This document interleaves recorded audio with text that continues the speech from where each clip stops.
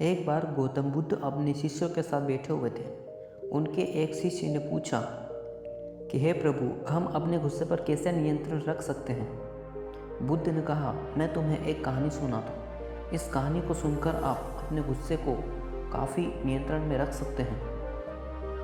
एक गांव में बहुत ही गुस्सैल और झगड़ालू महिला रहती थी। वो छोटी छोटी बातों पर गुस्सा हो जाया करती थी। वो बहुत ही अपमानजनक शब्द बोलती थी। जब उसका गुस्सा शांत हो जाता था तो वो बहुत पछताती थी। उसकी इस आदत से उसका पूरा परिवार बहुत परेशान था और उसके परिवार में हमेशा झगड़े का माहौल बना रहता था।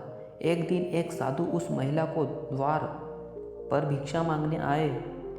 महिला ने अपनी समस्या साधु को बताते हुए कहा, हे महाराज, मुझे गुस्सा बहुत जल्दी आ जाता है।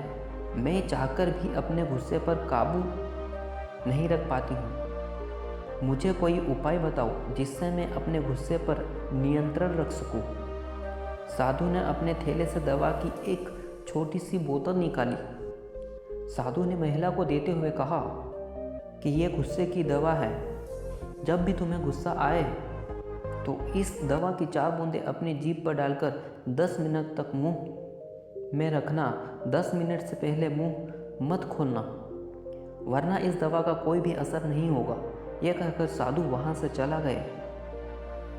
महिला ने साधु के निर्देशानुसार दवा का प्रयोग करना शुरू कर दिया। सिर्फ 7 दिनों में उसकी गुस्सा करने की आदत पूरी तरह से छूट गई। फिर 7 दिनों के बाद जब साधु फिर से उसके द्वार पर आए तो महिला ने साधु के पैर को छूते हुए कहा कि हे महाराज, आपकी दवा ने तो मुझ पर चमत्कार कर दिया है। अब मुझे बिल्कुल भी गुस्सा नहीं आता और मेरे परिवार में भी शांति का माहौल रहता है। उसकी बातें सुनकर साधु मुस्कुराया और बोला, बेटी, इस शीशी में कोई भी दवा नहीं थी, बल्कि उसमें तो सिर्फ पानी भरा था। तुमने इस दवा की वजह से अपने गुस्से पर नियंत्रण नहीं किया, बल्कि चुप रहने के कारण अपने गुस्से पर नियंत्रण कर पाई हो।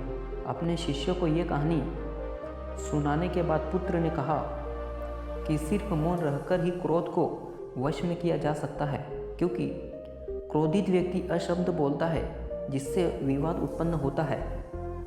इसलिए क्रोध का इलाज सिर्फ केवल मौन है। अगर हम अपनी ज़िंदगी में देखें तो पाएंगे कि हमारी ज़िंदगी में भी अक्सर ऐसे पल आते हैं जब हम गुस्से में आकर अपना आपा को खो देते हैं। जब कोई गुस्सा करता है तो उसका दिमाग काम करना बंद कर देता है और वो गुस्से में कुछ भी बोलने लगता है। फिर वो गुस्से में कुछ भी अशब्द बोलता है और जिसके लिए बाद में पछताना पड़ता है। क्रोधित व्यक्ति केवल मानसिक हिंसा ही नहीं करता, बल्कि शारीरिक हिंसा भी कर सकता है, जिसके कारण कभी कभी उसकी ज़िंदगी भर पछताना पड़ता है। ज़िंदगी भर पछताने से अच्छा है कि जब भी क्रोध आए तो अपने आप को चुप रहने की कोशिश करना चाहिए, ताकि बाद में पछताना नहीं पड़े। क्योंकि गुस्सा कुछ टाइम के लिए आता है और पछतावा ज़िंदगी भर का दे के चला जाता है।